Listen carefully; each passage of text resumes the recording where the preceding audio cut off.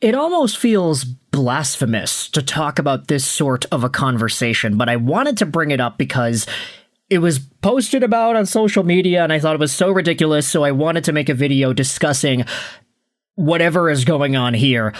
Let's talk about 2026 draft-eligible prospect Ivar Stenberg out of Frölunda in the SHL, and as of right now, Team Sweden at the World Championships.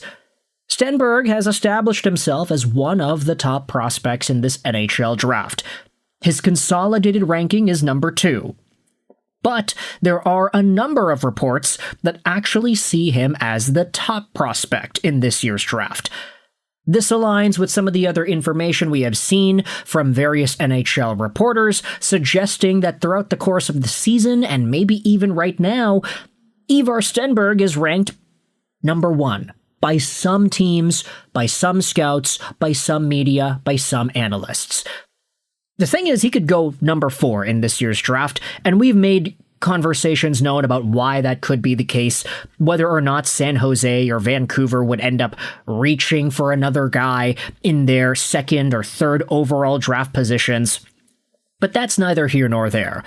Today we're talking about Stenberg because of a conversation that I saw on Twitter that was posted by Brady Gypsy earlier yesterday. He said, Ivar Stenberg's draft profile reminds me of Kaapo Kakko and Filip Zadina. Now, this user is a Canucks fan, as noted by their profile picture, and the idea of comparing Ivar Stenberg to Kaapo Kakko and or Filip Zadina is so funny to me.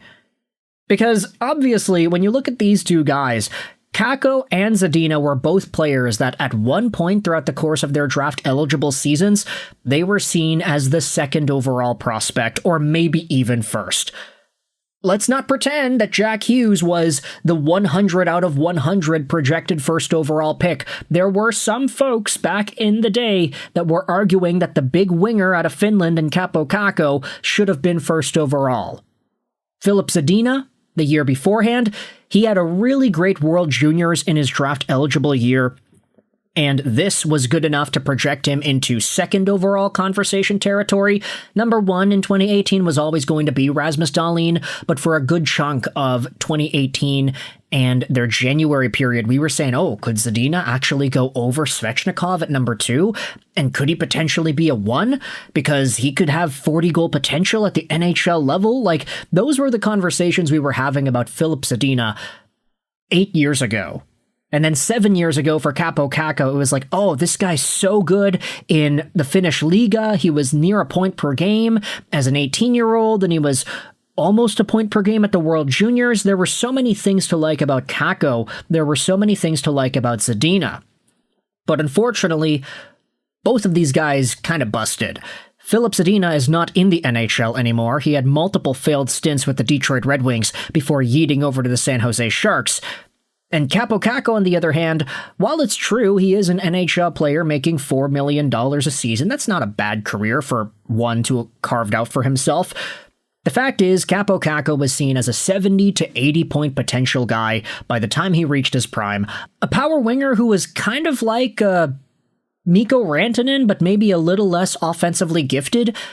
If Kaapo Kakko was able to produce a 70 point season every year, you would probably be happy with that. But as of this season, he had 40 points in 65 games played. Admittedly not bad, but definitely not in that 2nd overall territory like we thought he would be able to achieve back when he was drafted in 2019. The funny part about this entire thing is, this post, Stenberg reminds me of Kakko and Zadina, was replied to by Thomas Trance. He had to chime in and give his opinion last night. No, Trance said. Stenberg doesn't have the skating red flags that Kaapo Kakko did, though the high-end men's league production is similar, and Zadina's age 18 QMJHL production profile was just flat out not especially impressive, and he isn't even remotely comparable. Now the funny part is, if you look at it in hindsight, yeah, maybe Zadina's draft profile when he was draft eligible was actually not that cheesed up. I mean, he had 82 points in 57 games played, 44 goals with the Halifax Mooseheads. I would say that a good chunk of Zadina's projectability and potential was put on display at the World Juniors when he was playing with guys that were 2-3 years older than he was, and he was still producing some of the most goals in the tournament. I think it was that showcase that really put Zadina as a solidified top 3, if not top 2 pick in the draft. But ultimately, as the draft came closer in 2018, this is where we started to see some speculation from guys like Craig Button and other people on TSN that said, hey, Montreal and Arizona might actually take centers. They don't really want wingers. So Brady Tkachuk and Filip Zadina, they actually might slip. And then it actually happened. So that was a pretty big curveball that nobody was expecting until the draft actually came and went. Quinn Hughes went 7th overall, even though he should have been a top 5 talent. Heck, you could debate Quinn Hughes should have been number 1 if you wanted to sort it out by that metric. I mean, Rasmus Dahlin, he ain't a bad first overall pick, but then again, Quinn Hughes. It's Quinn Hughes, man, come on.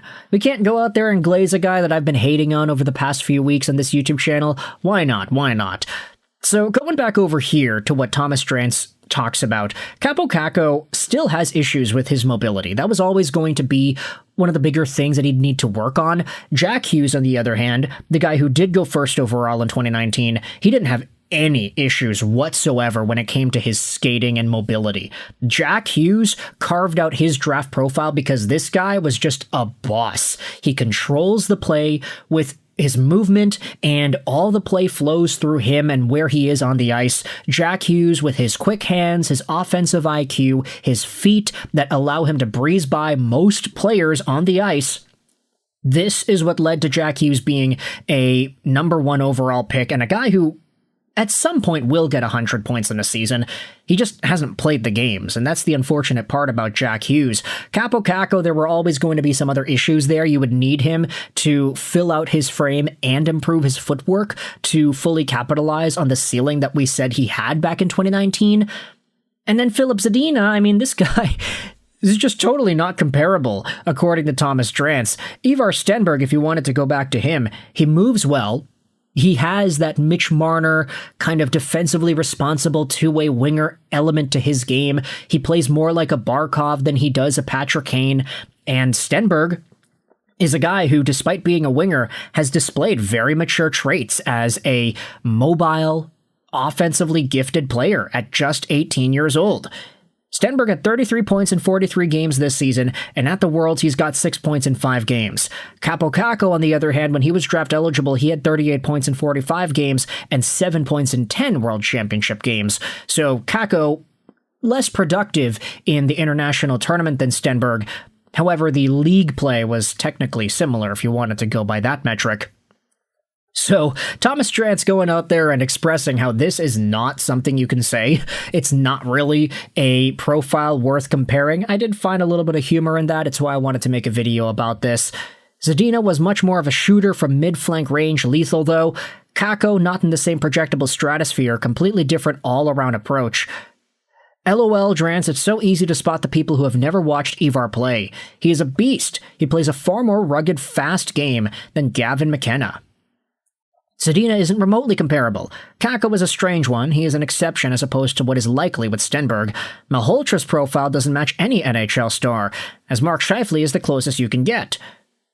So with all that said, you can let me know your thoughts in the comment section below. Just take it a little bit of a blast to the past here. I thought it would be fun to talk about some players that we did make a bunch of videos about over 5 years ago, talking about Zadina, talking about Kakko, and how they compare or not compare to Ivar Stenberg at the moment. Does this change the way you think about Ivar Stenberg and the way his draft eligibility is going to come through? Do you think the Canucks should go out there and take this guy at 3rd overall? Let me know in the comments all your opinions. I hope you enjoyed this video. And bye.